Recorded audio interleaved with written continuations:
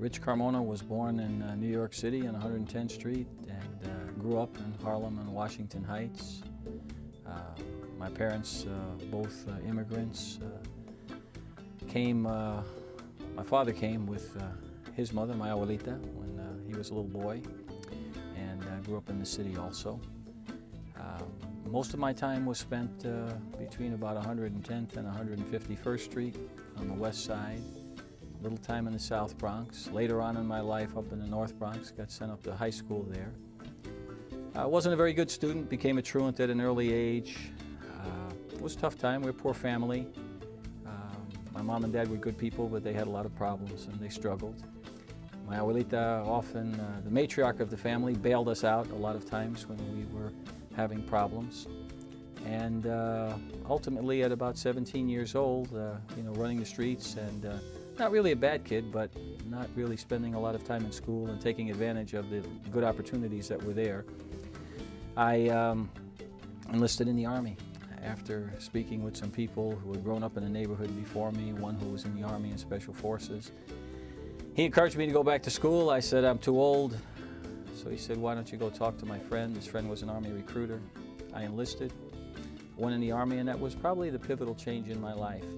I had a job, I had some security, being held accountable, got an equivalency diploma, tried out and was successful in Army Special Forces, saw the world like the recruiter told me I would, learned a lot about myself, my capabilities. I had never been tested that way. Enjoyed the responsibility, enjoyed gaining more rank and responsibility within the Army. Thought I'd stay in the Army as a career, actually, because it was probably the most stable environment I ever had in my whole life. But after a few years, my colleagues encouraged me to go to college. I applied, but I couldn't get in. I didn't have any real transcript. I had no SATs or PSATs. So I was fortunate to find Bronx Community College that had an open enrollment program for Vietnam veterans who had an equivalency diploma. I did that, became a very good student because I was very focused and disciplined and recognized the unique opportunity that I was receiving, and worked lots of different jobs because having to support myself and my family. So I've been a paramedic, I've been a soldier, police officer, registered nurse, physician's assistant, teacher, and finally found my way to medical school.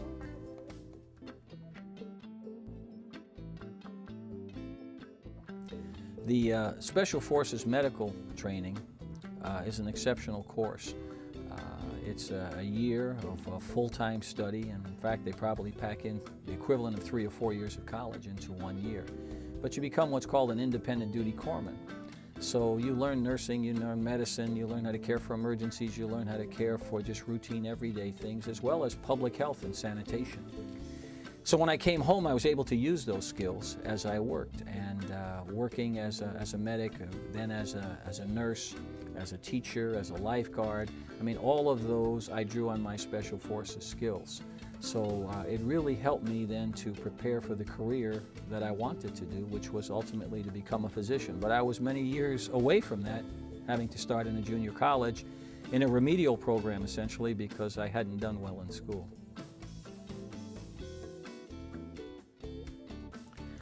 But when I enlisted in the Army, I specifically enlisted to go into Special Forces. That was my intent, but I was trained initially as an infantryman and then went to jump school. So I was an airborne infantryman, and then you have to try out for Special Forces. It was then that I found out that even if you qualify, take the test and you qualify, both physical and mental, that you still had to have a high school diploma. So that's probably what really drove me to get my equivalency diploma while I was in the Army, and I received it while I was in the Army, and then was able to stay in Special Forces. Special Forces was another big event in my life because it was the ultimate challenge. They push you far beyond anything you think you're capable of. You really do learn about discipline and duty and honor and country and integrity. You learn how to complete a mission. You're challenged with some of the most challenging missions ever. And so as a young boy, really, 19, 20 years old, I was in Vietnam, and had immense responsibility, both tactically and medically. I was responsible for a whole village that we lived in Bateau. I took care of parasitic diseases, sanitation problems, gunshot wounds, all kinds of problems because I was it. There was nobody else in those areas, and medevacs always weren't available. Took care of my friends. I saw some of my friends die. I was wounded. So I matured a great deal during that time. And I really came back with a different outlook on the world and what I needed to do and all of the opportunities that were before me. So the Army and Special Forces specifically really gave me the jump start I needed to be successful the rest of my life.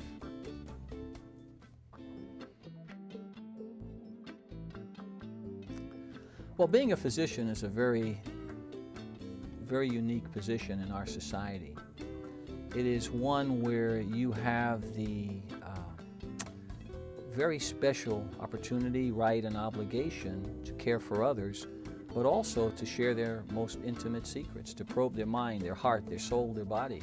And so when you think of the preeminent position that a physician holds in our society, it's extraordinary, the access you have to individuals, but also the immense obligation that you accept for the care. You really become a leader. You are responsible for the destiny of that person, that community, or in my job now as Surgeon General, for the citizens of the United States. So it's an immense responsibility that you accept. Part of it's the Hippocratic Oath, part of it is your own duty and honor, part of it is many of the core competencies and many of the attributes I learned as a young soldier in the Army and then Special Forces. And so that really is what drives me for excellence and to make sure that as I pass through here in this job, that I make it better than I found it and pass it off to my successor in better condition than I have found it. Not only as a physician, but certainly as a Latino physician, very important because many of us don't get to this level.